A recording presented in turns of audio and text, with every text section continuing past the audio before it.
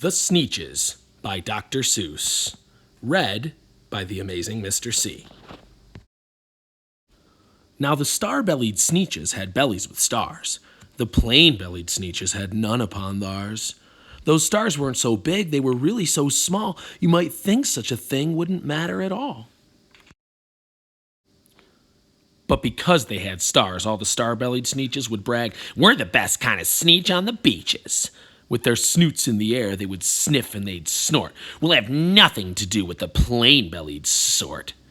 And whenever they met some, when they were out walking, they'd hike right on past them without even talking. When star-bellied children went out to play ball, could a plain belly get in the game? Not at all. You only could play if your bellies had stars, and the plain-bellied children had none upon theirs.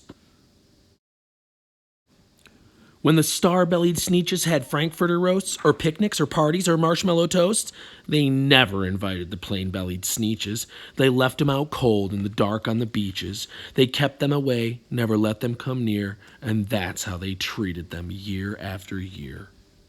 Then one day, it seems, while the plain-bellied Sneetches were moping and doping along on the beaches, just sitting there wishing their bellies had stars, a stranger zipped up in the strangest of cars. "My friends," he announced in a voice clear and keen, "my name is Sylvester McMonkey McBean, and I've heard of your troubles. I've heard you're unhappy, but I can fix that. I'm the fix-it-up chappie. I've come here to help you. I have what you need. My prices are low, and I work at great speed, and my work is 100% guaranteed." Then quickly Sylvester McMonkey McBean put together a very peculiar machine. And he said, "You want stars like a star-bellied Sneetch? My friends, you can have them for $3 each. Just pay me your money and hop right aboard." So they clambered inside. Then the big machine roared. And it clonked, and it bonked, and it jerked, and it burked, and it bopped them about. But the thing really worked. When the plain-bellied Sneetches popped out, they had stars.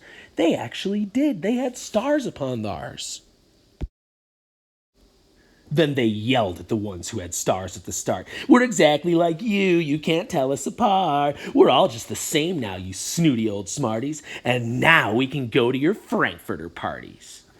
"Good grief," groaned the ones who had stars at the first. "We're still the best Sneetches, and they are the worst. But now, how in the world do we know?" They all frowned. "If which kind is what, or the other way round?" Then up came McBean with a very sly wink, and he said, "Things are not quite as bad as you think. So you don't know who's who? That's perfectly true. But come with me, friends. Do you know what I'll do? I'll make you again the best Sneetches on beaches, and all it'll cost you is $10 eaches." "Belly stars are no longer in style," said McBean. "What you need is a trip through my star-off machine. This wondrous contraption will take off your stars, so you won't look like Sneetches who have them on theirs." And that handy machine, working very precisely, removed all the stars from their tummies quite nicely. Then with snoots in the air they paraded about, and they opened their beaks and they let out a shout. "We know who is who, now there isn't a doubt. The best kind of Sneetches are Sneetches without." Then, of course, those with stars all got frightfully mad. To be wearing a star now was frightfully bad. Then, of course, old Sylvester McMonkey McBean invited them into his star-off machine. Then, of course, from then on, as you probably guess, things really got into a terrible mess.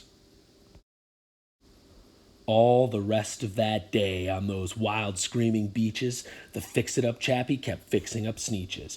Off again, on again, in again, out again, through the machine they raced round and about again, changing their stars every minute or two. They kept paying money, they kept going through, till neither the plain nor the star-bellies knew whether this one was that one, or that one was this one, or which one was what one, or what one was who.